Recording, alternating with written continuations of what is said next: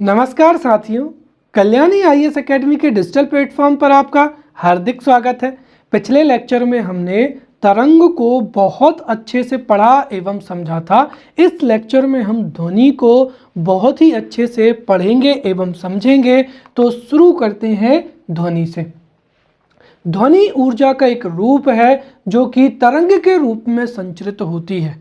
अगर आप उदाहरण जानना चाहें तो हमने ऊर्जा संरक्षण के सिद्धांत से ये पढ़ा था कि ऊर्जा को ना तो उत्पन्न किया जा सकता है और ना ही नष्ट किया जा सकता है। ऊर्जा को तो केवल एक रूप से दूसरे रूप में परिवर्तित किया जा सकता है, और यदि ध्वनि ऊर्जा है तो ध्वनि को हम अवश्य ही ऊर्जा के दूसरे रूपों में परिवर्तित कर सकते हैं। और इसके तो उदाहरण भी हैं। अगर आप देखें तो माइक्रोफोन, राइट, माइक्रोफोन वह युक्ति होती है जो कि ध्वनि ऊर्जा को किसमें, विद्युत ऊर्जा में परिवर्तित करती है, और साथ ही इसका विपरीत क्या हो जाएगा, लाउड स्पीकर हो जाएगा।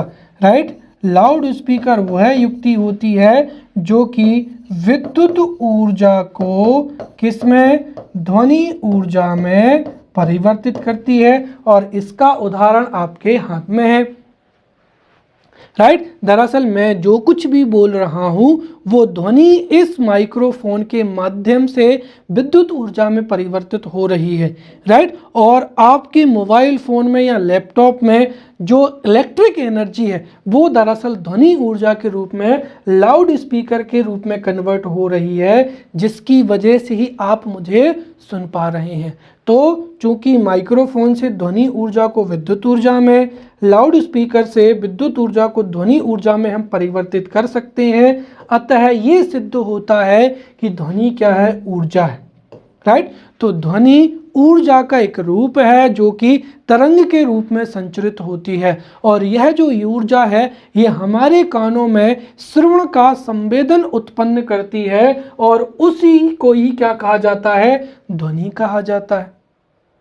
जैसे पिछली क्लास में मैंने बताया था कि विद्युत चुंबकीय स्पेक्ट्रम में जो भी विकिरण होता है वो पूरे के पूरे विकिरण के लिए हमारी आंखें सेंसिटिव नहीं होती हैं।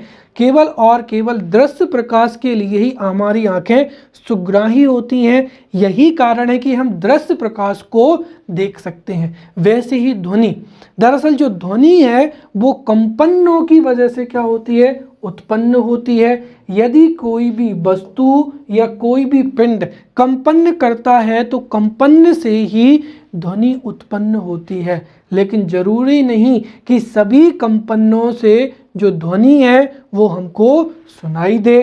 अर्थात जिन कंपनों की अनुभूति हमारे कानों के द्वारा होती है। राइट, तो जिन कंपनों की ध्वनि हमारे कानों के द्वारा सुनी जा सकती है, या जिन कंपनों को सुनने के लिए हमारे कान सुग्राही होते हैं, उन्हीं कंपनों को या उसी को ही क्या कहते हैं, ध्वनि कहते हैं। राइट, तो ये यहाँ पर दो चीज़ें आपको अच्छे से क्लियर हो गई होंगी। तो अगर ध्वनि की परिभाषा 3 नंबर में पूछी जाती है तो हम सीधा लिख सकते हैं कि ध्वनि ऊर्जा का एक रूप है जो कि तरंग के रूप में संचरित होती है, तथा जो हमारे कानों में श्रवण का संवेदन या सेंसिटिविटी उत्पन्न करती है, जिससे हम इसे सुन पाते हैं, उसे ही क्या कहते हैं, ध्वनि कहा जाता है। राइट, और जिन कंपनों की अनुभूति हमारे कानों में होती है उन कंपनों को ही क्या कहा जाता है, ध्वनि कहा जाता है। अब सवाल ये है कि अगर ये तरंग है तो कौन सी तरंग है। पिछली बार हमने बहुत अच्छे से पढ़ा था, तो इसको भी हम समझते हैं। और दरअसल आपके मुख्य परीक्षा में ध्वनि के प्रसार का माध्यम जो है सीधा सीधा उल्लेख है कि ध्वनि का प्रसार किस तरीके से होता है, इसको हम यहाँ पर समझते हैं। राइट, तो समझते हैं कि ध्वनि का प्रोपोगेशन या ध्वनि का प्रसार कैसे होता है। देखिए, ध्वनि एक ऊर्जा है। राइट, ध्वनि क्या है, ऊर्जा का एक रूप है, और ऊर्जा तरंगों के माध्यम से क्या होती है, स्थानांतरण होती है। और ध्वनि जो है वो एक कैसी तरंग है, यांत्रिक तरंग है। अर्थात ये है कि ध्वनि किसी द्रव्यात्मक माध्यम में या जिसको ही हम क्या कह सकते हैं, भौतिक माध्यम भी कह सकते हैं। तो ध्वनि किसी भौतिक माध्यम में या द्रव्यात्मक माध्यम में या ठोस द्रव या गैस माध्यम में ही संचरित हो सकती है। और ध्वनि की जो दिशा है, ध्वनि के संचरण की दिशा इसके माध्यम के कणों के कंपन होने की दिशा के समांतर होती है। इसीलिए ध्वनि कैसी है, एक अनुदैर्घ्य यांत्रिक तरंग है। तो ध्वनि तरंग के रूप में स्थानांतरित होती है और ध्वनि भौतिक या द्रव्यात्मक माध्यम में ही संचरित हो सकती है, अर्थात ध्वनि एक यांत्रिक तरंग है और इसकी दिशा माध्यम के कणों के कंपन होने की दिशा के समांतर होती है, इसीलिए अनुदैर्घ्य तरंग है। तो हम कंबाइंड रूप से लिख सकते हैं कि ध्वनि एक अनुदैर्घ्य यांत्रिक तरंग के रूप में संचरित होती है। और चूंकि ये एक अनुदैर्घ्य तरंग है, इसीलिए ध्वनि प्रायः क्रमागत जो संपीड़न है एवं विरलन है उनके रूप में क्या होती है, संचरित होती है। तो संपीड़न क्या होते हैं और विरलन क्या होते हैं, देखिए जब कोई भी तरंग माध्यम में क्या होती है, संचरित होती है, तो जो माध्यम के कण हैं सामान्य रूप से जहां पर अधिक पास पास होते हैं उसको ही क्या कहा जाता है, संपीड़न कहा जाता है। और जहां पर माध्यम के कण सामान्य की अपेक्षा क्या होते हैं, दूर दूर होते हैं, तो वो क्या कहलाता है, विरलन कहलाता है। ये क्या हो जाएगा, संपीड़न हो जाएगा और ये क्या हो जाएगा, यहाँ से लेकर यहाँ तक विरलन हो जाएगा। तो ये यहाँ से लेकर यहाँ तक संपीड़न और ये विरलन। तो चूंकि ध्वनि यांत्रिक अनुदैर्घ्य तरंग है, इसीलिए यह संपीड़न एवं विरलन के रूप में क्या होती है, प्रपगोट होती है, राइट। और जहां पर माध्यम के कण पास पास होते हैं वो संपीड़न, जहां पर दूर होते हैं वो विरलन। एक चीज और, चूंकि ध्वनि एक यांत्रिक तरंग है, इसीलिए कभी भी इसका जो संचरण है वो द्रव एवं गैस में निर्वात में नहीं हो सकता है, राइट। क्योंकि जो यांत्रिक तरंग है वो ठोस द्रव या गैस में तो संचरित हो सकती हैं, परंतु निर्वात में संचरित नहीं हो सकती हैं। यही कारण होता है कि अगर दो व्यक्ति अंतरिक्ष में हैं या फिर दो व्यक्ति चंद्रमा पर हैं, तो वो बगैर स्पेस सूट के एक दूसरे की बातें नहीं सुन सकते हैं।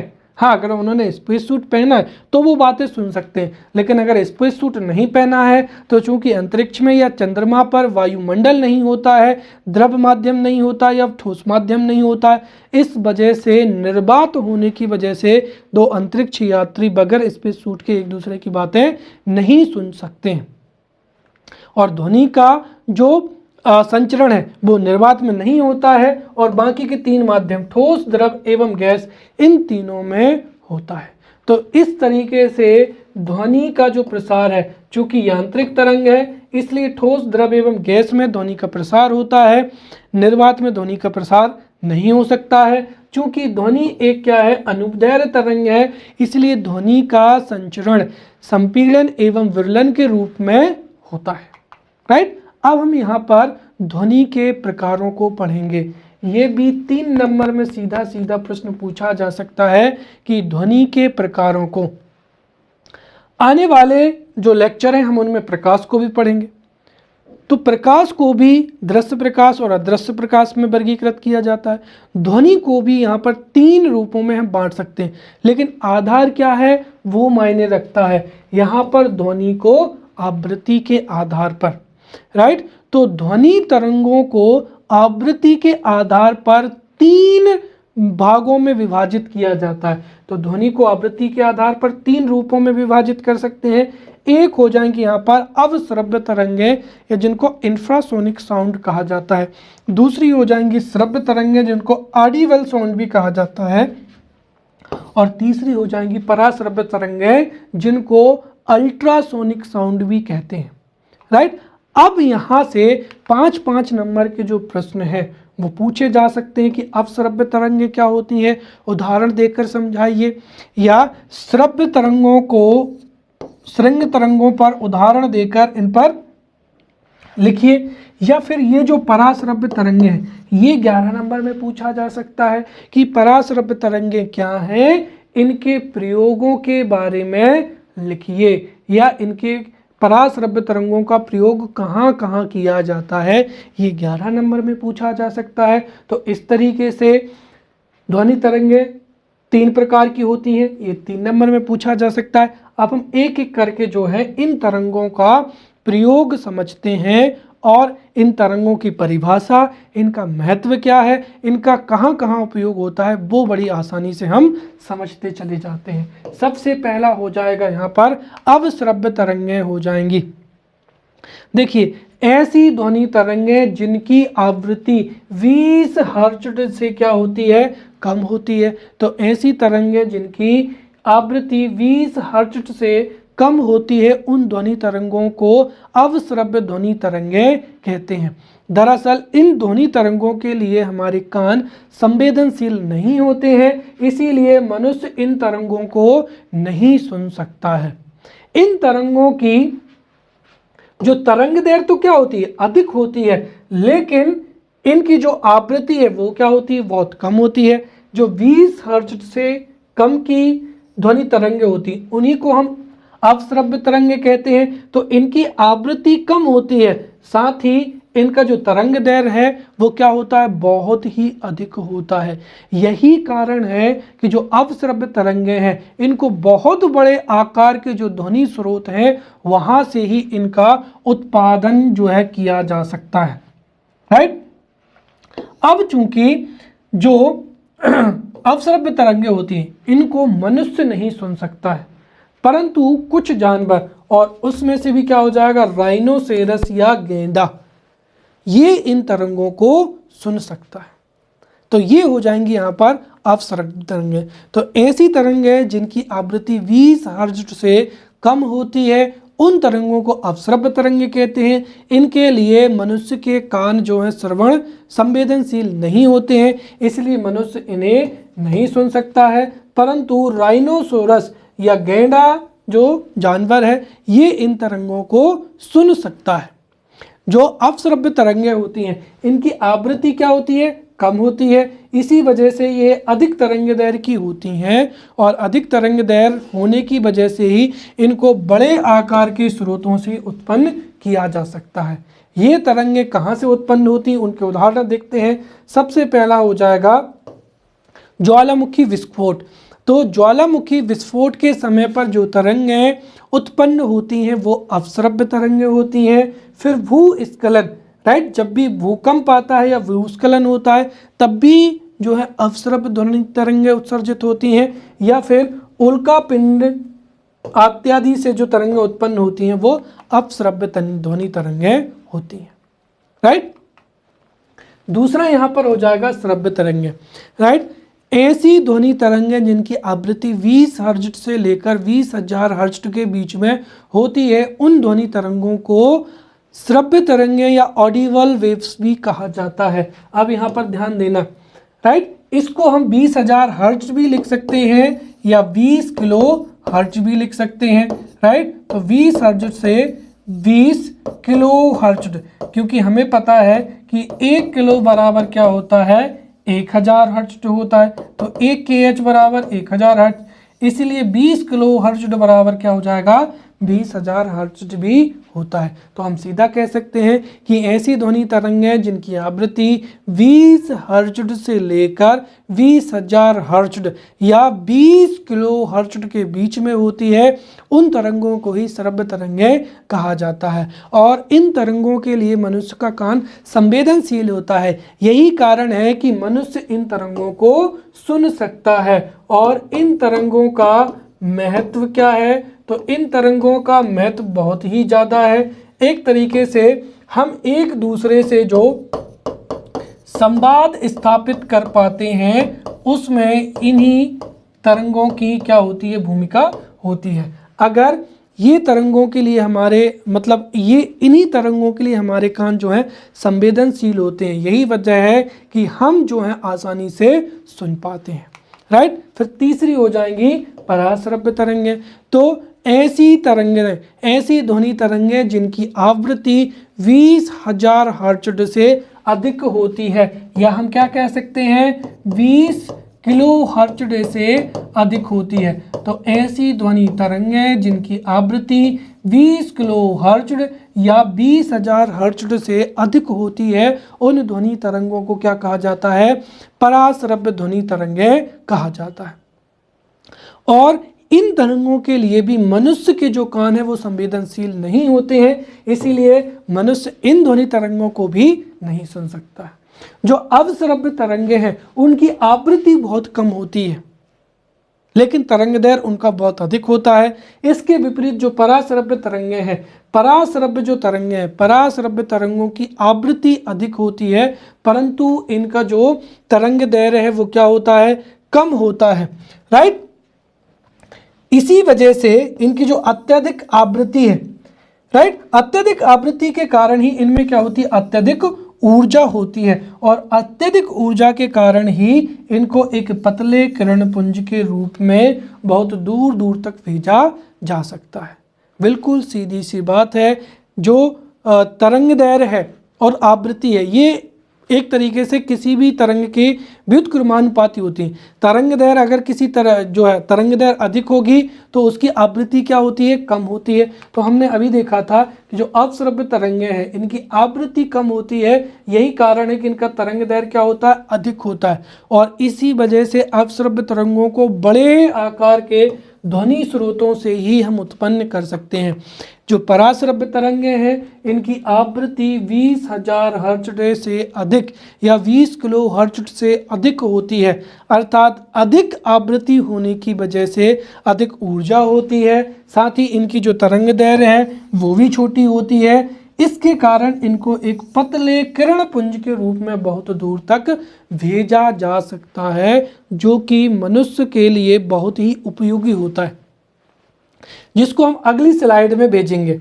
इनके लिए मनुष्य के कान संवेदनशील नहीं होते, परंतु कुछ जानवर जैसे कुत्ता, बिल्ली और चमगादड़ इत्यादि, जो कुत्ता, बिल्ली, चमगादड़ हैं, ये इन्हें क्या कर सकते हैं? सुन सकते हैं। तो पराश्रव्य तरंगों को कुत्ता, बिल्ली एवं चमगादड़ के द्वारा सुना जा सकता है। साथ ही जो पराश्रव्य तरंगे हैं ये गाल्टन की सीटी, या जिसको क्या कहा जाता है? Silent whistle. जो पराश्रव्य तरंगे हैं इनको साइलेंट विसिल या गाल्टन की सीटी के द्वारा उत्पन्न किया जाता है। और गाल्टन की सीटी के साथ ही जो कुत्तों को ट्रेन किया जाता है या उनका प्रशिक्षण दिया जाता है। तो ये थी पराश्रव्य तरंगे जिनकी आवृत्ति 20,000 हर्ट्ज़ से या 20 किलोहर्ट्ज़ से अधिक होती है। मनुष्य के द्वारा इन्हें नहीं सुना जा सकता है। कुत्ता, बिल्ली, चमगादड़ इनको सुन सकते हैं। इनकी आवृत्ति अधिक होती है, ऊर्जा अधिक होती है, तरंगदैर्घ्य कम होती है, इसलिए लंबे किरणपुंज के रूप में इनको एक स्थान से दूसरे स्थान तक भेजा जा सकता है। इस पॉइंट को आप याद रखना है। इसी पॉइंट के आधार पर हम यहाँ पर जो पराश्रव्य तरंगे हैं, राइट, इनका प्रयोग या अनुप्रयोग समझेंगे। और 11 नंबर में पराध्वनि या पराश्रव्य तरंगों के प्रयोगों को पूछा जा सकता है कि पराश्रव्य तरंगें कैसे दैनिक जीवन में प्रभावित करती हैं या पराश्रव्य तरंगों का महत्व क्या है। ये प्रश्न जो है एग्जाम में पूछा जा सकता है 11 नंबर में। तो पराश्रव्य तरंगें, या जिसको हम पराध्वनि भी लिख सकते हैं, राइट। तो पराश्रव्य तरंगें या पराध्वनि तरंगों के प्रयोग या महत्व को हम एक एक करके समझते हैं। सबसे पहला क्या हो जाएगा? समुद्र की गहराई पता लगाने एवं पानी के अंदर डूबी हुई वस्तु, जहाज, चट्टान, खनिजों का पता लगाने के लिए सोनार में, right, sound navigation and ranging उपकरण में इन तरंगों का प्रयोग किया जाता है।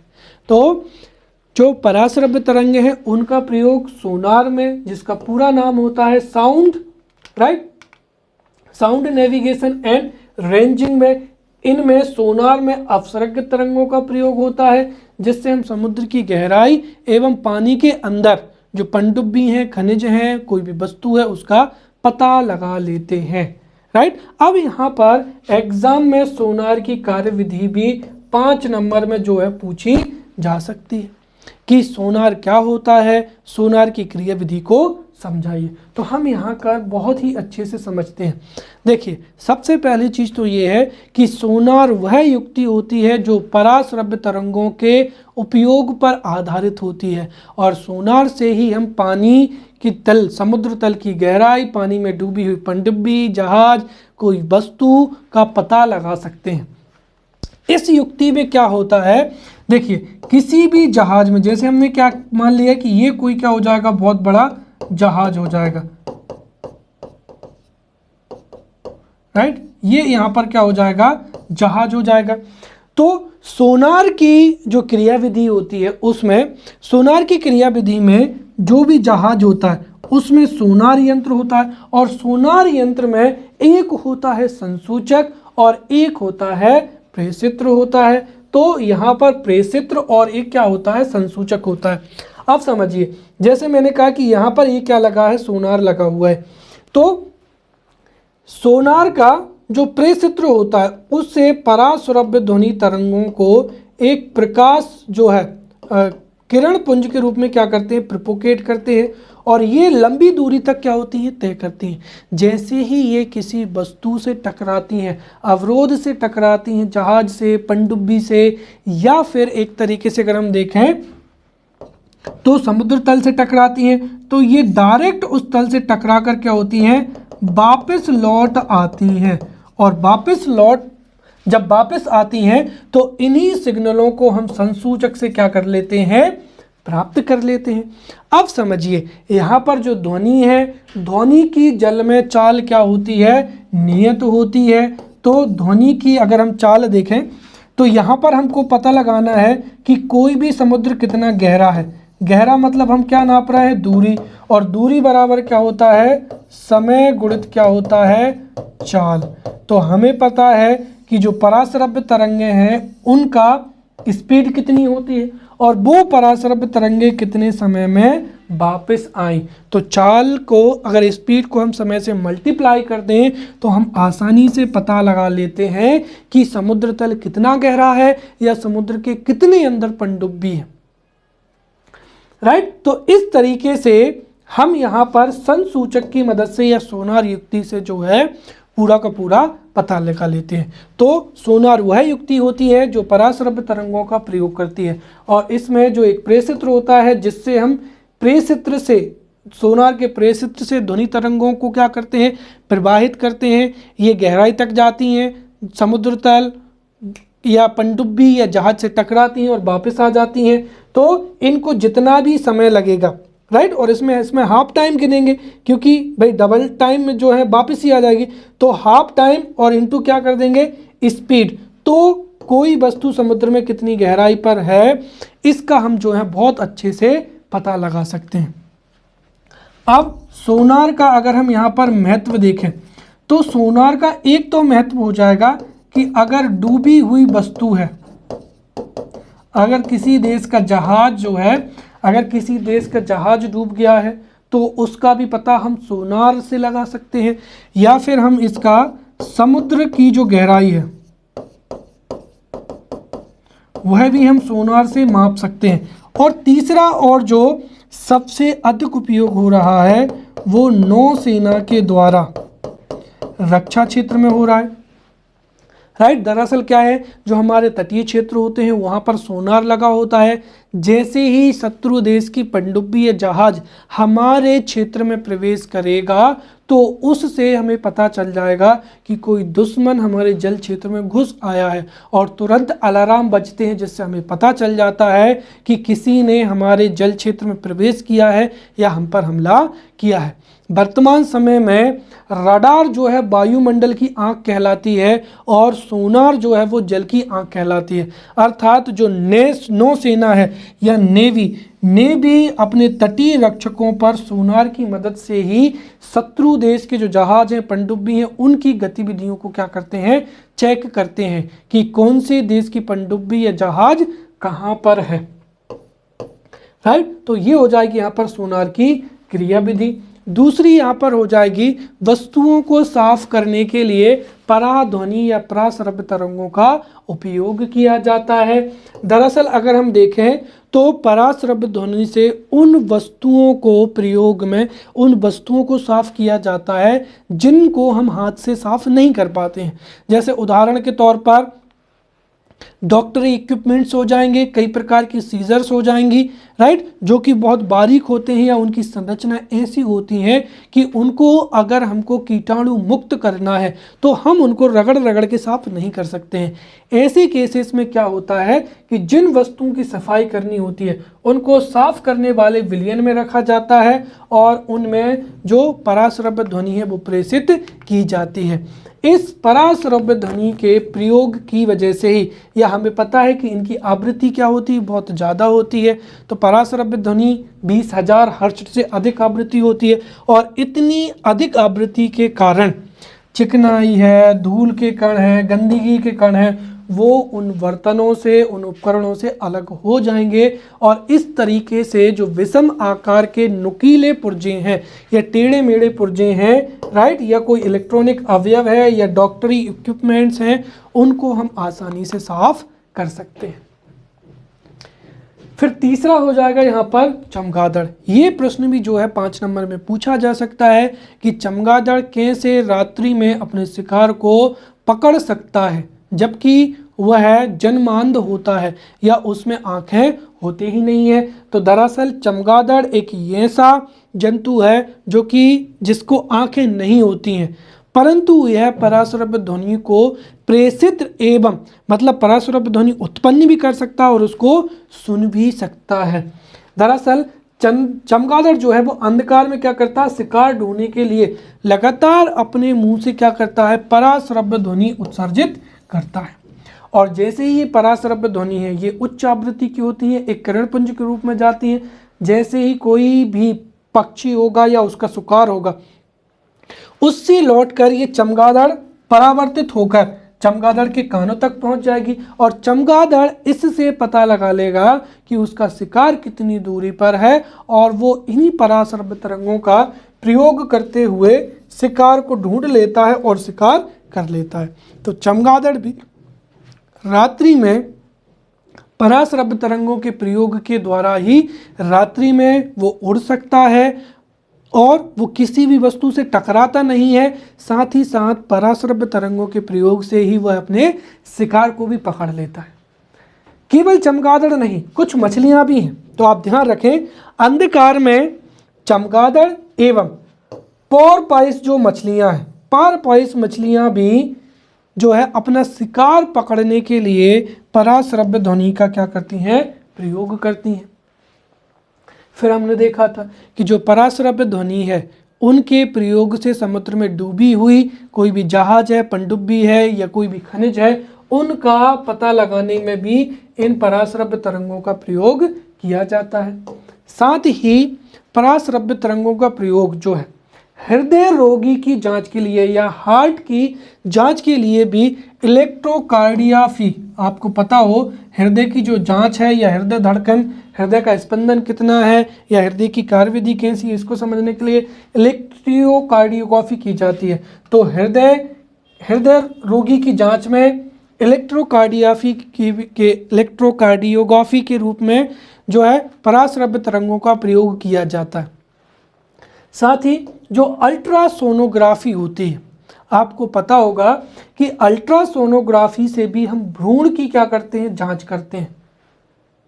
पराश्रव्य तरंगों का मेडिकल फील्ड में बड़ा ही महत्व होता है। दरअसल जो अल्ट्रासाउंड होता है, पराश्रव्य तरंगें अल्ट्रासोनिक साउंड से जो है सोनोग्राफी की जाती और सोनोग्राफी से भ्रूण में ही लड़का है या लड़की है या उसकी किन किन अंगों का विकास हुआ है ये वह किस स्थिति में, इसका पूरा का पूरा पता जो है सोनोग्राफी में किया जा सकता है। साथ ही सोनोग्राफी के साथ साथ एक तरीके से हम देखें भ्रूण की जांच के साथ साथ हमारे यकृत में, पित्ताशय में, किडनी में, गर्भाशय में कहीं कोई स्टोन तो नहीं है, राइट, कोई भी ठोस पदार्थ तो नहीं है, उसकी भी जांच के लिए अल्ट्रासोनोग्राफी का प्रयोग किया जाता है, राइट। वहीं क्या हो जाएंगी, चिमनियां हो जाएंगी। अब समझिए, देखिए जो जितने भी उद्योग होते हैं उनकी चिमनियाँ क्या होती हैं, बड़ी ऊंचाई की होती हैं, ताकि जो वायु है या धुआं है वो हमारे निचले वायुमंडल में ना आ सके। इसीलिए जो उद्योगों की चिमनियाँ होती हैं वो बहुत ऊंची बनाई जाती हैं। अब अगर चिमनियों पर जो है कार्बन के कण यहाँ पर क्या होते हैं, जम जाते हैं, इसलिए चिमनियाँ जो है बहुत ही कम समय में उनका जो ऊपरी भाग होता है वो पूरी तरीके से चोक हो जाता है। अब इतनी ऊपर जाकर कोई व्यक्ति साफ करने जाए तो वो पॉसिबल नहीं है। इस केस में क्या करते हैं, अल्ट्रासोनिक जो साउंड है वो क्या करते हैं, प्रोपोगेट करते हैं, जो कि जिसकी फ्रिक्वेंसी बहुत ज़्यादा होती है, इसीलिए बहुत ही अधिक कंपन होते हैं और इस वजह से ये चिमनियों से जो भी कालिक होती है, कार्बन होती है, वो झड़कर क्या होती है, नीचे आ जाती है। फिर वहीं जासूसी के कार्यों में इनका प्रयोग गुप्त संकेतों में भी किया जाता है। जब हम एक देश से दूसरे देश दुश्मन को पता ना चले, उसके लिए जब हम संकेत या सिग्नल भेजते हैं तो इनका गुप्त संकेतों को भेजने में भी इनका प्रयोग किया जाता है। और वर्ल्ड वार सेकेंड में या उसके बाद में कई देश जो है बड़े पैमाने पर इनका प्रयोग, राइट, जो कूट है, कूट भाषा या जिसको हम कह सकते हैं गुप्त सिग्नल भेजने में करते। फिर वहीं जो भवन हैं, जो पुल हैं, बांध हैं, मशीनें हैं, वैज्ञानिक उपकरण हैं, उनमें जो भी दोष हैं होते हैं उनको पता करने के लिए भी इसका प्रयोग किया जाता है। उदाहरण के तौर पर समझिए, एक बहुत बड़ा क्या है, ब्रिज है, राइट। अब उस ब्रिज में जैसे हमने मान लिया कि ये जो है नदी हो जाएगी और इस नदी पे से ये क्या है, एक ब्रिज बना हुआ है जिस पर ये चौकोर क्या लगे हुए हैं, पाए लगे हुए हैं। ये आपका ब्रिज हो गया। चलिए अब अगर हम देखें कि भाई इस ब्रिज में कहाँ पर कौन सी गार्डर में खराबी है, तो लंबे लंबे जो एक तरीके से धात्विक संरचना होती हैं या ब्रिज है या कोई बिल्डिंग है, उसमें अगर कुछ भी दोष है, कहीं पर क्रैक है, कहीं पर बायो बबल है, तो उसका पता लगाने के लिए भी अल्ट्रासोनिक साउंड का प्रयोग किया जाता है। इनको जैसे हम प्रोपोगेट करते हैं, अगर कोई भी खराबी नहीं है तो ये किरणें क्या होंगी, दूसरी तरफ पहुंच जाएंगी। लेकिन अगर खराबी होगी तो ये किरणें वहीं से लौट कर क्या होंगी, वापस आ जाएंगी, जिससे हमें पता चल जाएगा कि इस धात्विक संरचना में या इस पुल में या इस भवन में या इस बांध में या इस मशीन में यहाँ पर क्या है, खराबी है। साथ ही साथ जो बहुमूल्य धातुएं होती हैं, राइट, बहुमूल्य धातुएं, रत्न हो जाएंगे, जवाहर हो जाएंगे, तो जो जैसे हीरा है या बहुमूल्य बहुत धातुएं हैं या जवाहरा हैं, उनमें भी कोई भी क्रैक तो नहीं है, बायो बबल तो नहीं है, उसका पता लगाने के लिए भी ये परासरप ध्वनि का प्रयोग किया जाता है। फिर जो कीमती कपड़े हैं जिनमें बहुत ज़्यादा जड़ी का कार्य होता है या जिसमें धात्विक बहुत ही नक्काशी की गई है, या वायुयान या फिर घड़ियाँ जिनके कल पुर्जे बहुत ही क्या होते हैं, छोटे होते हैं, उन सब की सफाई के लिए भी पराश्रव्य तरंगों का प्रयोग करता है। फिर विभिन्न जो नैदानिक है, डायग्नोस्टिक टेक्निक्स में, जैसे अल्ट्रासाउंड मशीन हो जाएगा, इकोकार्डियोग्राफी हो जाएगा, सोनोग्राफी हो जाएगा, अल्ट्रासोनोग्राफी में इनका प्रयोग किया जाता है। फिर जो पराश्रव्य तरंगें होती हैं ये हाई फ्रिक्वेंसी की होती हैं, इसलिए इनका प्रयोग कीड़ों को नष्ट करने में भी किया जाता है। साथ ही छिपी हुई वस्तु, राइट, अगर आप सीधा समझिए, जैसे मान लीजिए एयरपोर्ट पर कोई व्यक्ति बंदूक छुपा कर ले जा रहा है या कोई मेटल छुपा के ले जा रहा है, तो जैसे हम अल्ट्रासाउंड जो अल्ट्रासाउंड है या पराश्रव्य तरंगे उस पर प्रवाहित करते हैं, तो कोई भी मशीन होगी, राइट, कोई भी बंदूक होगी, कोई भी कील होगी, चाकू होगा, तो उसकी जानकारी जो है हमको पराश्रव्य ध्वनि से पता चल जाएगी। तो पराश्रव्य ध्वनि का प्रयोग बहुत बड़े पैमाने पर जो छपी वस्तुएं होती हैं, खासकर एयरपोर्ट पे, किसी के पास में गन तो नहीं है, चाकू तो नहीं है या कोई और धातु तो नहीं है, उसका पता लगाने में किया जाता है। फिर जो स्वचालित दरवाजे होते हैं उनमें भी इनका प्रयोग किया जाता है, और पानी को गर्म करने में भी पराश्रव्य तरंगों का प्रयोग किया जाता है। अब हम यहाँ पर ध्वनि की चाल को पढ़ते हैं, या ध्वनि की चाल क्या होती है। देखिए, ध्वनि एक यांत्रिक तरंग है, अर्थात इसके संचरण के लिए ठोस, द्रव या गैस का होना अनिवार्य होता है। यहाँ पर माध्यम जो है, यांत्रिक तरंगें जो हैं वो माध्यम की प्रत्यास्थता पर भी निर्भर करती हैं। यही कारण है कि ध्वनि की चाल जो है, राइट, ध्वनि की चाल सबसे अधिक जो होती है वो किस में होती है? ठोसों में होती है। तो ध्वनि यांत्रिक तरंग है और इस वजह से ठोस, द्रव और गैस में ध्वनि की चाल भी क्या होती है? अलग अलग होती है। और यांत्रिक तरंगों की जो चाल है वो प्रत्यास्था पर निर्भर करती है। तो यहाँ पर अगर हम देखें तो ठोसों में जो है ध्वनि की ठोसों में, राइट, ठोसों में और खासकर धातुओं में ध्वनि की चाल सबसे अधिक होती है। और सबसे अधिक चाल होती है एल्यूमिनियम में 6420 मीटर प्रति सेकेंड। तो ध्वनि की चाल सबसे अधिक होती है ठोसों में, और ठोसों में भी किसमें सबसे अधिक होती है? एल्यूमिनियम में। उसके बाद में ध्वनि की चाल होती है किसमें? जल में, राइट। और फिर सबसे कम जो ध्वनि की चाल होती है वो किसमें होती है? वायु में होती है। 0 डिग्री सेंटीग्रेड पर वायु में ध्वनि की चाल 332 मीटर प्रति सेकेंड होती है, राइट। इसके साथ ही एक चीज और ध्यान रखना है कि जब ध्वनि एक माध्यम से दूसरे माध्यम में जाती है तो ध्वनि की तरंग दैर्घ्य तो बदल जाती है, लेकिन कभी भी ध्वनि की आवृत्ति में परिवर्तन नहीं होता है। इसके साथ ही जो ध्वनि की चाल है वह भी कई कारकों पर निर्भर करती है। तो ये भी जो है बहुत अच्छे से 5 नंबर में प्रश्न पूछा जा सकता है कि ध्वनि की चाल किन किन कारकों पर निर्भर करती है। तो ध्वनि की चाल कई कारकों पर निर्भर करती है, जिनको हम एक एक करके बहुत अच्छे से पढ़ेंगे। सबसे पहला हो जाएगा ताप। देखिए, ध्वनि की जो चाल है या ध्वनि की गति है उसका ताप से सीधा संबंध होता है। जैसे जैसे टेम्परेचर बढ़ता है वैसे वैसे ध्वनि का जो वेग है वह भी बढ़ता है। प्रति 1 डिग्री सेंटीग्रेड तापमान बढ़ने पर ध्वनि का वेग जो है 0.61 मीटर प्रति सेकेंड। तो ध्वनि की चाल 1 डिग्री सेंटीग्रेड बढ़ाने पर 0.61 मीटर प्रति सेकेंड क्या होती है? बढ़ जाती है। दूसरा है दाब। ध्यान रखें कि यदि तापमान समान है तो ध्वनि की चाल जो है दाब से कोई संबंधित नहीं होती है, कोई भी फर्क नहीं पड़ता है। ताप बढ़ाने पर ध्वनि की चाल बढ़ती है। 1 डिग्री सेंटीग्रेड पर 0.61 मीटर प्रति सेकंड चाल बढ़ जाती है। तापमान समान हो तो दाब से जो है दाब बढ़ाने या घटाने से ध्वनि की चाल पर कोई भी परिवर्तन नहीं होता है। तीसरा हम देखते हैं गैसों में। देखिए, गैसों का जो वेग है वो सबसे कम होता है किसमें? गैसों में होता है। तो ध्वनि का वेग सबसे कम होता है गैसों में। और 0 डिग्री सेंटीग्रेड पर वायु में जो ध्वनि की चाल है वो कितनी होती है? 332 मीटर प्रति क्या हो जाएगी? सेकेंड हो जाएगी। इसके साथ ही जो भिन्न भिन्न गैसें हैं, राइट, भिन्न भिन्न गैसों में भी ध्वनि की चाल क्या होती है? अलग अलग होती है। उदाहरण के तौर पर ऐसी गैसें जो कि हल्की गैस हैं, राइट, तो हल्की गैसों में ध्वनि की चाल ज़्यादा होती है और भारी गैसों में ध्वनि की चाल कम होती है, राइट। अब चौथा जो है प्रभाव हम देखते हैं यहाँ पर घनत्व पर। तो ये तो मैंने आपको पहले ही बता दिया है कि ध्वनि की चाल है घनत्व और प्रत्यास्थता पर भी निर्भर करती है। तो ध्वनि का जो वेग है वो प्रत्यास्था एवं घनत्व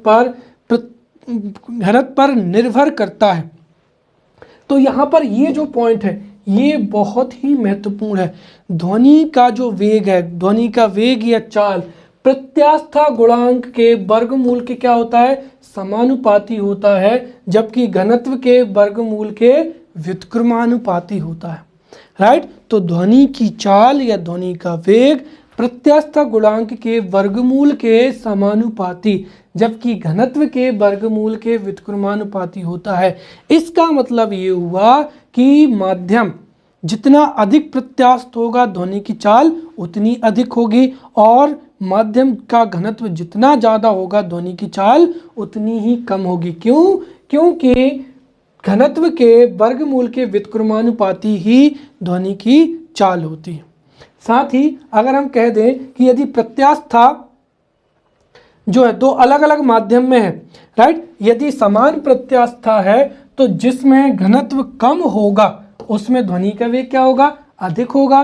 क्यों? क्योंकि ध्वनि की चाल घनत्व के वर्ग के व्युत्क्रमानुपाती, वर्गमूल के व्युत्क्रमानुपाती होती है।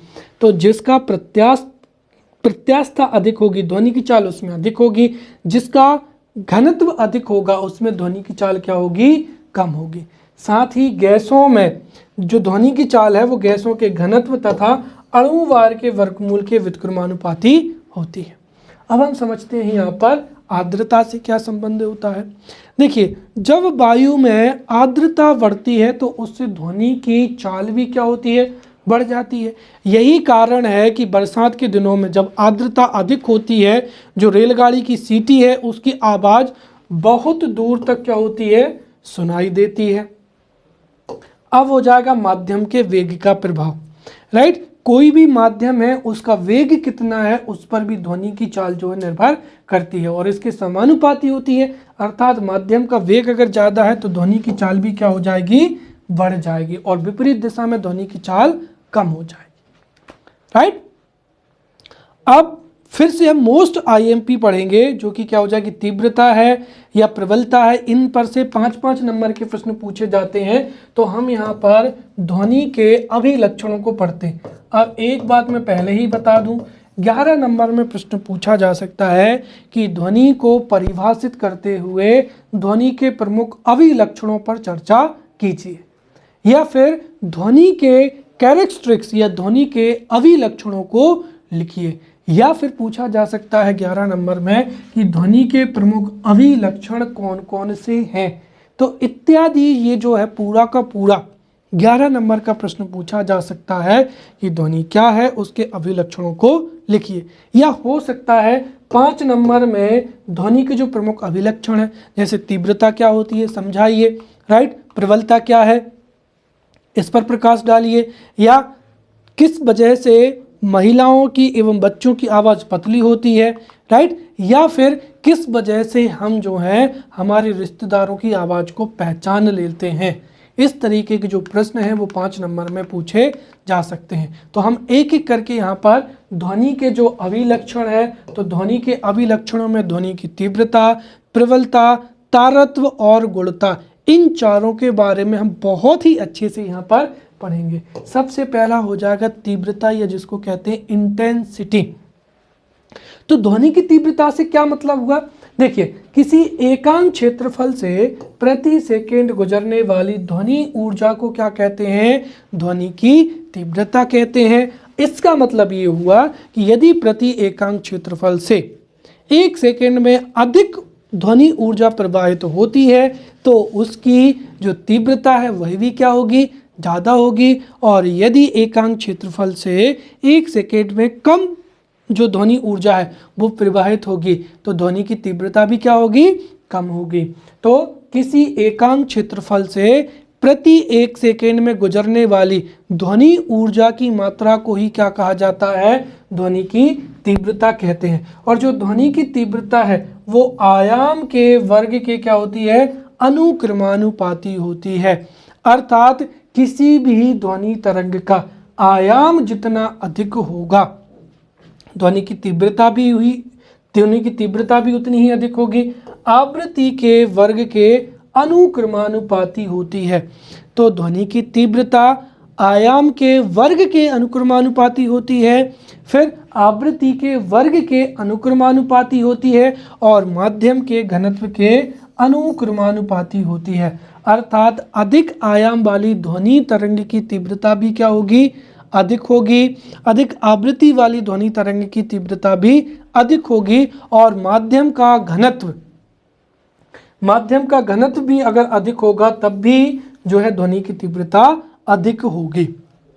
यही कारण है कि एक जो लंबी बांसुरी है उससे बड़े तरंग दैर्घ्य व निम्न आवृत्ति की जो है ध्वनि तरंग उत्पन्न होती है, वहीं छोटी बांसुरी से छोटे तरंग दैर्घ्य व उच्च आवृत्ति की ध्वनि तरंगें क्या होती हैं, उत्पन्न होती हैं। और ध्वनि तरंग जो है ध्वनि की तीव्रता एक भौतिक राशि है जिसका मात्रक क्या होता है, माइक्रोवाट बटे क्या हो जाएगा, मीटर हो जाएगा। या हम कह सकते हैं कि 10 की घात -6 जूल प्रति सेकंड हो जाएगा। तो यहाँ पर जो 10 की घात -6 है इसको ही क्या कहते हैं, माइक्रोवाट कहते हैं। और जूल प्रति सेकंड को ही क्या कहते हैं, अगर आप देखें जूल प्रति सेकंड को ही, जूल प्रति सेकंड को ही क्या कहा जाता है, वाट कहा जाता है, राइट। तो 10 की घात -6 वाट को हम 10 की घात -6 जूल प्रति सेकंड लिख सकते हैं, और 10 की घात -6 को ही क्या लिख सकते हैं हम, माइक्रो वाट। तो जो ध्वनि की तीव्रता का एसआई मात्रक है वो होता है माइक्रो वाट प्रति क्या हो जाएगा, मीटर स्क्वायर हो जाएगा, या फिर क्या हो जाएगा यहाँ पर 10 की घात -6 जूल प्रति सेकेंड बटे क्या हो जाएगा, मीटर स्क्वायर हो जाएगा। तो यहाँ पर ध्वनि की तीव्रता का एसआई मात्रक माइक्रोवाट प्रति मीटर स्क्वायर हो जाएगा, राइट। और इसका कारण क्या है कि एकांक क्षेत्रफल से गुजरने वाली, राइट, ऊर्जा की मात्रा, इसीलिए क्या हो जाएगी यहाँ पर माइक्रोवाट बटे मीटर स्क्वायर या 10 की घात 6 जूल प्रति सेकेंड बटे मीटर स्क्वायर, ये इसका एसआई मात्रक होता है। लेकिन सामान्य रूप से ध्वनि को बेल में मापा जाता है, तो सामान्य मात्रक क्या होता है, वेल होता है, और वेल का ही जो 10वां भाग है, राइट, उसको ही हम क्या कहते हैं, डेसिबल कहते हैं। और नॉर्मली जो सबसे प्रचलित मात्रक है वो कौन सा हो जाएगा, डेसिबल हो जाएगा। अब हम बात करते हैं यहाँ पर प्रबलता की। देखिए, प्रबलता हमारे कानों की संवेदनशीलता पर निर्भर करती है। यही कारण है कि समान आवृत्ति, समान आयाम या समान तीव्रता की दो ध्वनि तरंगें हमें एक ध्वनि तरंग अधिक प्रबल या अधिक तेज लग सकती है, तो दूसरी जो ध्वनि तरंग है वो हमारे लिए धीमी सुनाई दे सकती है। तो जो प्रबलता है, प्रबलता कानों की ध्वनि के प्रति संवेदनशीलता पर क्या करती है, निर्भर करती है। और ध्वनि की प्रबलता की वजह से ही हमें ध्वनि अधिक तेज या कम सुनाई देती है। जो ध्वनि की प्रबलता है वो तीव्रता से क्या करती है, संबंध होता है, परंतु ये संबंध क्या है, काफ़ी जटिल होता है। तो ध्वनि की जो प्रबलता है वो तीव्रता पर निर्भर करती है, परंतु ये जो संबंध है ये बिल्कुल सीधा नहीं होता। और साथ ही साथ यदि दो समान तीव्रता की ध्वनि तरंगें हैं तब भी उनकी प्रबलता कम या अधिक हो सकती है। तो कुल मिलाकर ध्वनि की जो प्रबलता है या लाउडनेस, ध्वनि की प्रबलता या लाउडनेस है, ये हमारी कानों की ध्वनि के प्रति जो संवेदनशीलता है उस पर क्या करती है, निर्भर करती है। और ये ध्वनि की तीव्रता पर निर्भर करती है। साथ ही ये भी संभव है कि दो समान तीव्रता वाली ध्वनियाँ की जो प्रबलता है वो कम या अधिक भी हो सकती है, राइट। इसको हम जो है शेर की दहाड़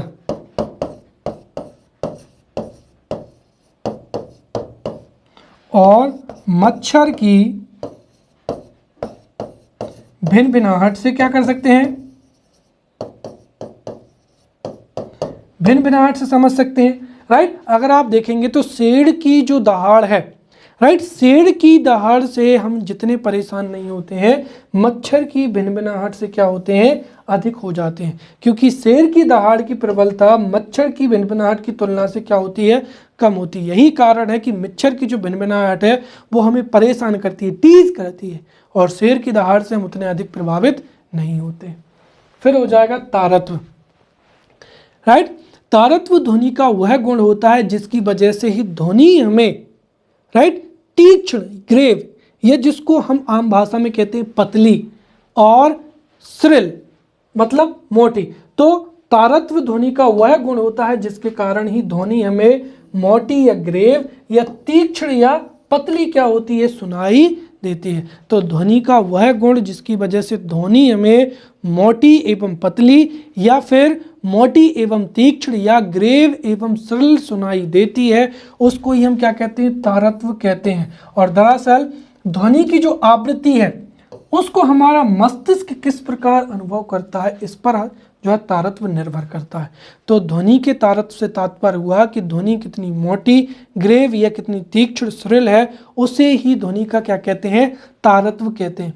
और जो तारत्व है वो आवृत्ति के क्या होता है, आवृत्ति पर निर्भर करता है। यदि आवृत्ति अधिक होगी तो तारत्व क्या होगा, अधिक होगा, और तारत्व अगर अधिक होगा तो ध्वनि तीक्ष्ण या कैसी सुनाई देगी?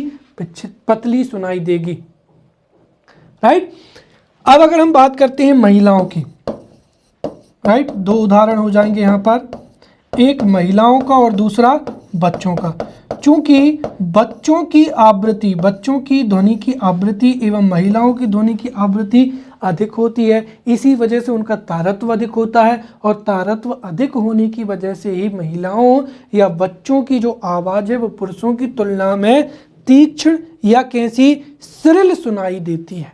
वहीं जो दो उदाहरण याद रखें,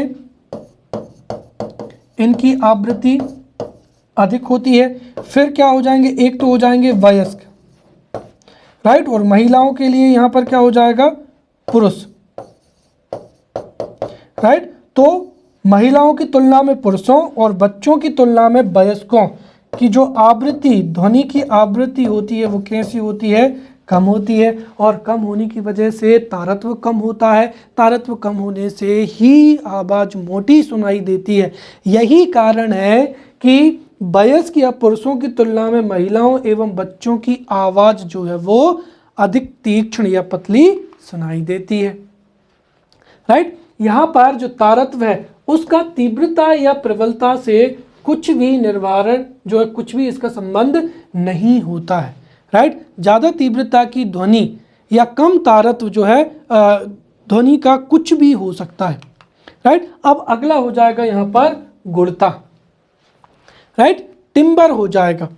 तो गुणता क्या होता है, देखिए, ध्वनि का वह गुण है जिसके कारण समान आयाम एवं समान आवृत्ति की दो ध्वनियों में भी विभेद किया जा सकता है। इसी गुण को क्या कहते हैं, हम तारत्व कहते हैं। तो ध्वनि का वह अभिलक्षण जिसकी वजह से दो समान प्रबलता या समान तारत्व की दो ध्वनियों में आवाज जो है अंतर किया जा सकता है, या समान आयाम और समान आवृत्ति की दो ध्वनियों में अंतर किया जा सकता है, ध्वनि के इसी अभिलक्षण को क्या कहा जाता है, गुणता या टिम्बर कहा जाता है।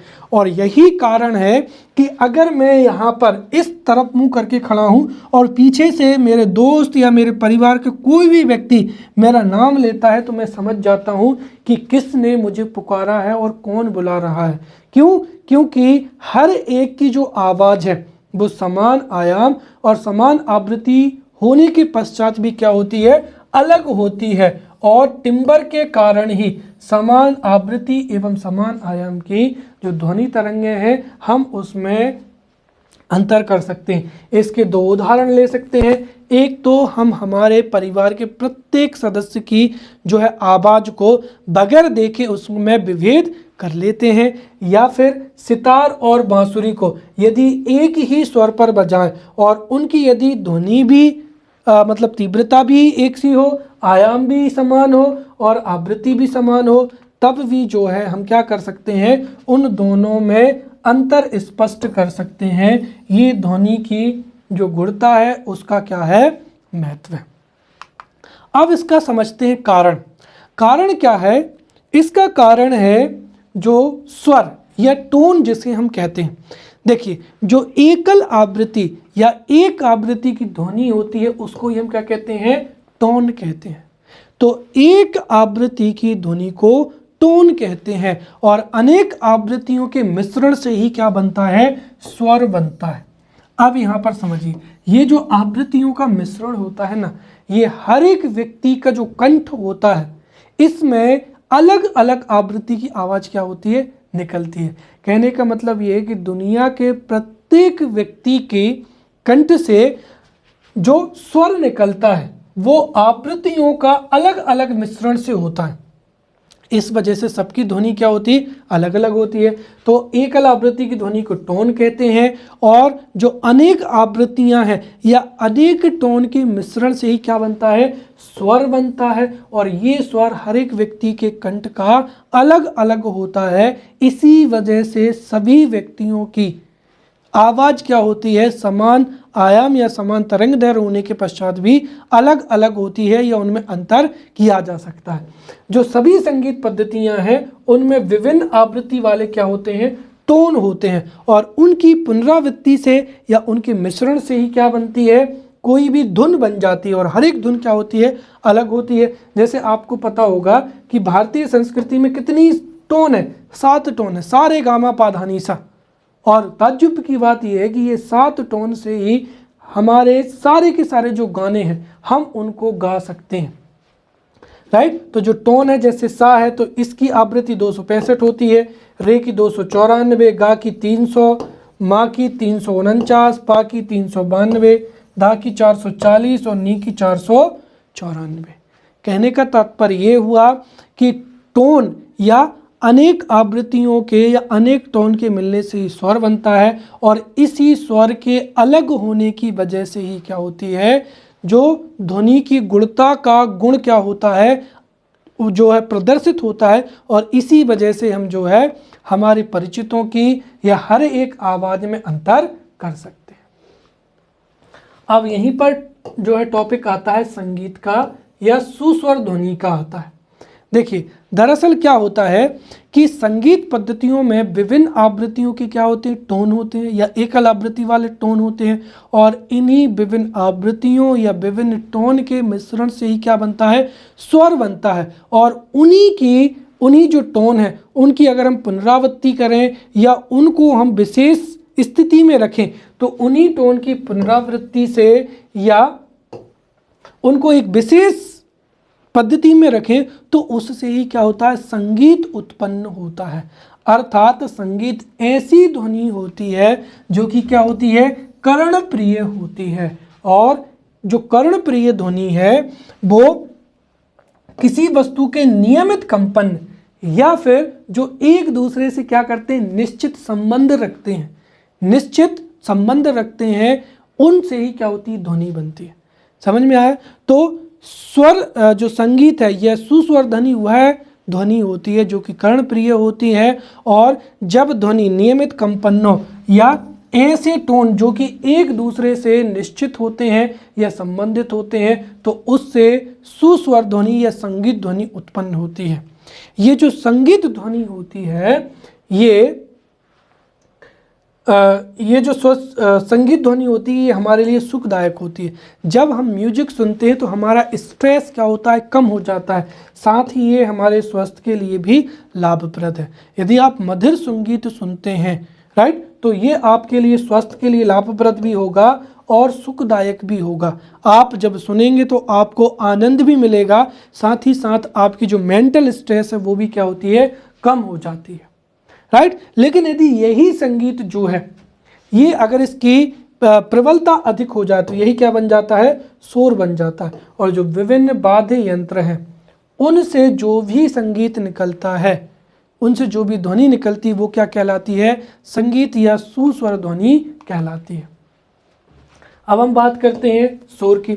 तो ऐसी ध्वनि जो कर्णप्रिय ना हो या ऐसी ध्वनि जो किसी ऐसे स्रोत से उत्पन्न हो रही हो जिसके अनियमित कंपन हो रहे हो या एक कंपन का दूसरे संपन्न से संबंध ना हो, राइट। तो ऐसी ध्वनि जो कि अनियमित कंपनों से उत्पन्न होती है, जिनका एक कंपन का दूसरे कंपन से कोई संबंध नहीं होता है या एक टोन का दूसरे टोन से कोई संबंध नहीं होता है, तो वह ध्वनि शोर कहलाती है जो कि हमारे कानों को अप्रिय लगती है, राइट। और ये जो अप्रिय ध्वनि होती है इससे हमें असुविधा या हमारा ध्यान भंग होता है। और साथ ही ध्वनि प्रदूषण से कई प्रकार की स्वास्थ्य समस्याएं भी उत्पन्न होती हैं। अगर किसी व्यक्ति को शोर में रहता है तो उसका स्वभाव चिड़चिड़ापन हो जाता है और उसको कई स्वास्थ्य समस्याएं भी होती हैं, राइट। जो 75 डेसिबल है उसके ऊपर की ध्वनि को आम भाषा में क्या कहते हैं, शोर कहते हैं। तो शोर दरअसल एक अप्रिय, अवांछित या कष्टप्रद क्या होती है, ध्वनि होती है। या ध्वनि की जो अवांछित तीव्रता है यही क्या कहलाती है, शोर कहलाती है। और जब आपके आसपास में शोर अधिक होगा तो दरअसल वही क्या कहलाएगा, ध्वनि प्रदूषण कहलाएगा। तो ध्वनि प्रदूषण क्या समझते हैं, देखिए वातावरण में जो अत्यधिक मात्रा में एवं जो अवांछित ध्वनियाँ होती हैं उन्हीं को हम क्या कहते हैं, ध्वनि प्रदूषण कहते हैं, राइट। और ध्वनि प्रदूषण के कई कारण होते हैं, जैसे कारखानों की मशीनें जो कि टक टक की आवाज़ करती हैं, या वाहनों की ध्वनि हो जाएंगी, विस्फोट हो जाएंगे, राइट, जेट विमान हो जाएंगी, मशीनें, लाउड स्पीकर, घरेलू उपकरण इत्यादि। और ये जो सभी उपकरण होते हैं इनसे अधिक अधिक ध्वनि तीव्रता की ध्वनि भी उत्पन्न होती है, राइट, जो कि 90-95 से लेकर 40 से 145 डेसिबल के बीच में होती है। जो सामान्यतः फुसफुसाहट होती है वो 30 से 50 डेसिबल के बीच में होती है। सामान्य वार्तालाप जो होता है वो 45 से 60 डेसिबल के बीच में होता है, राइट। 75 से ऊपर कोई हम क्या कहते हैं, जो है 75 से ऊपर की डेसिबल की ध्वनि को ही हम शोर कहते हैं। या फिर अगर हम देखें तो जो है WHO ने किसी भी नगर क्षेत्र के लिए जो सुरक्षित ध्वनि निर्धारित की है वो कितनी है, 45 ध्वनि, राइट। इससे अधिक की जो ध्वनि है वो हानिकारक मानी जाती है। और अगर हम देखें तो जो 80 डेसिबल है उससे अधिक तीव्रता वाली ध्वनि हानिकारक ध्वनि, प्रदूषित हानिकारक ध्वनि कहलाती है। यही प्रदूषण का क्या होती है, कारण बनती है। अब हम बात करते हैं ध्वनि का परावर्तन। देखिए, दरअसल जैसे प्रकाश का परावर्तन होता है वैसे ही ध्वनि का परावर्तन भी होता है। अर्थात ध्वनि तरंग, जब ध्वनि तरंग किसी समतल सतह से टकराती है तो वह वापस उसी माध्यम में लौट आती है। इसे ध्वनि का क्या कहते हैं, परावर्तन कहते हैं। और प्रकाश की भांति ही ध्वनि का भी क्या होता है, परावर्तन होता है। और ध्वनि किसी ठोस या द्रव की सतह से टकराकर क्या होती है, परिवर्तित हो जाती है। यहाँ पर ध्वनि तरंगों के परावर्तन के लिए जरूरी है कि जो अवरोधक पृष्ठ है वो कैसा होना चाहिए, बड़ा होना चाहिए। जैसे ध्वनि का परावर्तन जो है वो पहाड़ से या किससे होता है, दीवारों से होता है, राइट। अब ध्वनि के परावर्तन के कई, तो समझ में आ गया। तो ध्वनि का किसी भी बड़े पृष्ठ से टकराकर परावर्तित हो जाना या वापस आ जाना ही क्या कहलाता है, परावर्तन कहलाता है। और परावर्तन के कारण कई समस्याएं भी जाती हैं। जैसे सबसे पहली चीज़ तो अगर कोई व्यक्ति बंद कमरे में बातचीत कर रहा है तो परावर्तन के कारण ही उसकी ध्वनि क्या होती है, गूंजती है। या जो बड़े बड़े क्या होते हैं, कंसर्ट हॉल होते हैं, राइट, कंसर्ट हॉल होते हैं जहाँ पर म्यूजिकल प्रोग्राम होते हैं, वहाँ पर भी ध्वनि परावर्तन के कारण ही ध्वनि क्या होती है, गूंजने लगती है। और यही कारण है कि जो थिएटर हैं उनमें ध्वनि को सोखने के लिए साउंड एब्जर्वर लगाए जाते हैं, राइट। कमरे में आवाज़ ना गूंजे इसके लिए पेंट किया जाता है कमरे को, पर्दे लगाए जाते हैं, खिड़की लगाई जाती है। अब ध्वनि के परावर्तन के कुछ हानियां हैं, तो ध्वनि के परावर्तन के कुछ व्यवहारिक प्रयोग भी हैं, राइट। देखिए, दरअसल जो ध्वनि है उसका हम प्रयोग भी करते हैं, और वो प्रयोग कहाँ पर होता है। जैसे पहला हो जाएगा कि जो मेगाफोन है या लाउड स्पीकर है या हॉर्न है या तुराही, राइट, उन सब का अगर आप आकार देखें तो अगर आप देखेंगे तो शुरुआत में कैसा होता है, सकरा होता है। ये तो कुछ ठीक से बना नहीं, दूसरा बनाते हैं। देखिए, जो लाउड स्पीकर होता है ये इस तरीके की आकृति का होता है, राइट। इसका मतलब ये हुआ कि यहाँ पर जो है, यहाँ से ध्वनि उत्पन्न होती है और यहाँ से ध्वनि का जो ये वाला जो भाग है इसको इसलिए बड़ा रखती है क्योंकि ध्वनि का बार बार क्या होती है, टकराती है। और यही वजह है कि जो मेगाफोन है या लाउड स्पीकर है या हॉर्न है या तुराही है या शहनाई है, इनसे अधिक मात्रा में जो है ध्वनि परावर्तित होकर ध्वनि की तीव्रता एवं प्रबलता बढ़ जाती है। तो प्रश्न अगर पूछा जाए कि मेगाफोन, तुराही, लाउड स्पीकर में जहाँ से ध्वनि निकलती है वो बड़ा भाग रखा जाता है या लंबा जो है आकार रखा जाता है, क्यों? ये इसलिए रखते हैं ताकि ध्वनि का परावर्तन ज़्यादा से ज़्यादा हो, और ध्वनि का परावर्तन ज़्यादा से ज़्यादा हो तो ध्वनि की तीव्रता एवं प्रबलता बढ़ जाएगी। इसी वजह से लाउड स्पीकर से जो ध्वनि वो निकलती है वो हमें अधिक प्रबलता की एवं अधिक तीव्रता की प्रतीत होती है। दूसरा हो जाएगा स्टेथोस्कोप। दरअसल सामान्य रूप से जब हम व्यक्ति की धड़कन को सुनते हैं तो सुन नहीं पाते, लेकिन स्टेथोस्कोप में हार्ट बीट्स क्या होती हैं, परावर्तित होती हैं। तो स्टेथोस्कोप्स सभी हार्ट बीट को जो है परावर्तित जो किरणें होती हैं उनको इकट्ठा करता है, और जिसको डॉक्टर जो है कानों से क्या कर लेता है, आसानी से सुन लेता है।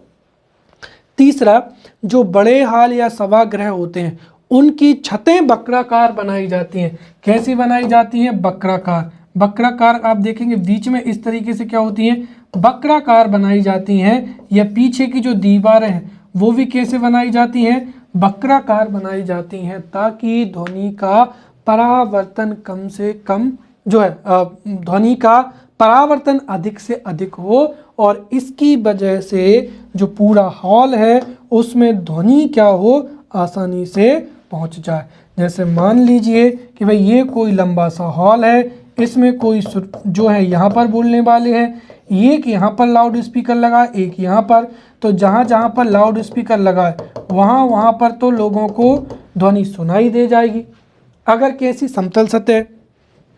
लेकिन अगर हम इसको ही क्या कर दें, वक्राकार कर दें, इस तरीके से घुमावदार कर दें, तो उससे क्या होगा, ध्वनि का कई क्षेत्रों में या कई कोणों से क्या होगा, परावर्तन होगा। तो ध्वनि कई कोणों से परावर्तन होगी, और इसकी वजह से जो इसका एक तरीके से परावर्तन है उससे पूरे हॉल में एक समान क्या होगी, ध्वनि सुनाई देगी। तो जो कंसर्ट हॉल है या सभागृह है उनके वक्राकार पृष्ठ या वक्राकार दीवारें बनाई जाती हैं ताकि ध्वनि का परावर्तन अधिक से अधिक हो और हॉल में बैठे प्रत्येक व्यक्ति को आवाज़ सुनाई दी जाए। राइट। फिर जैसे कर्ण या तुरही जैसे जो श्रवण सहाय युक्तियाँ होती हैं वो इसी सिद्धांत पर क्या करती हैं, कार्य करती हैं। अब हम यहाँ पर रडार के बारे में चर्चा करते हैं। देखिए, रडार एक ऐसी युक्ति होती है जो कि सूक्ष्म तरंगें या वर्तमान समय में रेडियो तरंगों का इसमें प्रयोग किया जाता है, और इससे अंतरिक्ष में उड़ने वाली किसी भी वायुयान की गतिविधि, उसकी दिशा, राइट, उसकी स्पीड इत्यादि को रडार के माध्यम से जो है वो ज्ञात किया जाता है। और रडार तकनीक भी ध्वनि के परावर्तन के सिद्धांत पर कार्य करती है। दरअसल जैसे ही कोई हमारे एयर स्पेस में क्या करेगा, एंटर करेगा, राइट, तो जैसे ही हमारा देश है, अगर हमारे स्पेस में कोई भी यान क्या करेगा, एंटर करेगा, तो रडार से हमें पता चल जाएगा। राइट। तो इससे वायुयान है, जलयान है, मोटर गाड़ी है, उनकी कितनी ऊंचाई है, कौन सी दिशा है, कितनी चाल है, इन सब का जो पता है वो राडार से लग सकता है। तो राडार से हम हमारा जो एयर स्पेस है उसको सुरक्षित रखते हैं, और इसमें यदि कोई अवांछित विमान या दुश्मन विमान आता है तो हमारी एयरफोर्स जो है चौकन्ना हो जाती है। और वर्तमान समय में राडार का बड़े पैमाने पर मिलिट्री जो है सिक्योरिटी में इसका प्रयोग किया जाता है। फिर हो जाएगी प्रतिध्वनि। प्रतिध्वनि क्या होती है, देखिए, मूल स्रोत से ध्वनि उत्पन्न होने के पश्चात कुछ समय बाद वही ध्वनि प्रतिलिपि के रूप में सुनाई देती है, तो उसी प्रतिलिपि को ही क्या कहते हैं, प्रतिध्वनि कहते हैं। अर्थात ध्वनि के परावर्तन के कारण मूल ध्वनि के कुछ क्षणों बाद सुनाई देने वाली जो ध्वनि होती है उसको ही हम क्या कहते हैं, प्रतिध्वनि कहते हैं। नॉर्मली जब ध्वनि किसी बड़ी परावर्तक सतह से टकराती है तो वो टकरा कर वापस लौट आती है, इसीलिए हमें दोबारा सुनाई देती है। अब हमारे मस्तिष्क में जो ध्वनि की संवेदना है वो 1 सेकेंड तक बनी रहती है। अर्थात प्रतिध्वनि के लिए जो ध्वनि वो 1 सेकेंड पश्चात आना चाहिए। इसी वजह से प्रतिध्वनि तब सुनाई देती है जब एक तो परावर्तक सतह क्या हो, बड़ी हो, साथ ही श्रोता तथा परावर्तक सतह के बीच में 17.3 मीटर की क्या होनी चाहिए, दूरी होनी चाहिए। राइट। तो श्रोता एवं परावर्तक सतह के बीच में अगर 17.3 मीटर की दूरी होगी तो प्रतिध्वनि सुनाई देगी। अब क्या होता है, अनुरणन। देखिए, सामान्य रूप से जब ध्वनि स्रोत बंद हो जाता है तो हमें ध्वनि सुनाई देना बंद हो जाती है, परंतु जब किसी हॉल में किसी वाद्य यंत्र को बंद करते हैं उसके बावजूद भी ध्वनि सुनाई देती है तो इसे ही अनुरणन कहा जाता है। अर्थात हम कह सकते हैं कि किसी हॉल में या किसी कमरे में ध्वनि यंत्र के बंद होने के पश्चात भी ध्वनि का सुनाई देना अनुरणन कहलाता है। और ध्वनि स्रोत के बंद होने के पश्चात जितने समय के लिए ध्वनि सुनाई देती है वही उसका क्या कहलाता है, अनुरणन काल कहलाता है। और जो अनुरणन होता है वो किसकी वजह से होता है, क्योंकि जैसे ही वक्ता बोलेगा तो दीवारों से, छत से और फर्श से टकराकर ध्वनि का बहुल परावर्तन होता है, जिसकी वजह से ही जो ध्वनि है वो हॉल में क्या होती है, गूंजने लगती है। और यदि ध्वनि का अनुरणन काल 0.8 सेकेंड से अधिक हो जाए तो वक्ता क्या बोल रहा है वो श्रोताओं को स्पष्ट रूप से सुनाई नहीं देता है। कुल मिलाकर अनुरणन और अनुरणन काल ज़्यादा होने से वक्ता क्या बोल रहा है वो सुनाई नहीं देता है। इसको रोकने के लिए ही जो दीवारें होती हैं कंसर्ट हॉल या सभागृह की, वो एक तो खुरदरी बनाई जाती है, साथ ही उनको पर्दों से ढक दिया जाता है। तो हॉल की दीवारें खुरदरी बनाई जाती हैं और उनको पर्दों से ढक देते हैं, जिसकी वजह से भी क्या होता है, बहुल परावर्तन नहीं हो पाता है और ध्वनि ऑब्जर्व हो जाती है। वैसे ही जो सिनेमा हॉल होते हैं या म्यूजिकल कंसर्ट होते हैं उसमें भी जो ध्वनि जो सतह होती है उसमें साउंड ऑब्जर्वर लगाए जाते हैं, राइट। साथ ही जो फर्श होती है उस पर भी कालीन बिछा देते हैं ताकि ध्वनि का अनुरणन कम हो, राइट। अब हो जाएगा यहाँ पर ध्वनि का अपवर्तन, राइट। तो जब ध्वनि तरंग किसी एक माध्यम से दूसरे माध्यम में जाती है तो वह अपने मार्ग से विचलित हो जाती है और इसे ही क्या कहते हैं, ध्वनि का अपवर्तन कहते हैं। जैसे ध्वनि का जैसे प्रकाश की चाल में भिन्नता के कारण प्रकाश का अपवर्तन होता है, वैसे ही विभिन्न माध्यमों में ध्वनि की चाल अलग अलग होने की वजह से भी ध्वनि का क्या होता है, अपवर्तन होता है। और एक फैक्ट मैंने अभी आपको बताया था कि जब भी अपवर्तन होगा तो तरंग दैर्घ्य परिवर्तित होगी, लेकिन आवृत्ति कभी भी एक माध्यम से दूसरे माध्यम में जाने पर परिवर्तित नहीं होती है। अब हम समझते हैं यहाँ पर ध्वनि का अनुनाद। यदि किसी माध्यम में दो ध्वनि तरंगें समान कला में संचरित हो रही हैं तो उनका परिणामी आयाम बढ़ जाता है, जिसे ही क्या कहते हैं, ध्वनि का अनुनाद कहते हैं। या किसी वस्तु की जो प्राकृतिक आवृत्ति जब कार्यरत आवृत्ति बल की आवृत्ति के बराबर हो जाती है, राइट। तो हर एक वस्तु की आवृत्ति क्या होती है, एक नियत होती है। तो जब किसी वस्तु की प्राकृतिक आवृत्ति तथा कार्यरत आवृत्ति बल की आवृत्ति के बराबर हो जाती है तो कंपन का जो आयाम है वो अधिकतम हो जाता है और यही घटना क्या कहलाती है, यही घटना रेजोनेंस या ध्वनि का अनुनाद कहलाती है। और इसी घटना के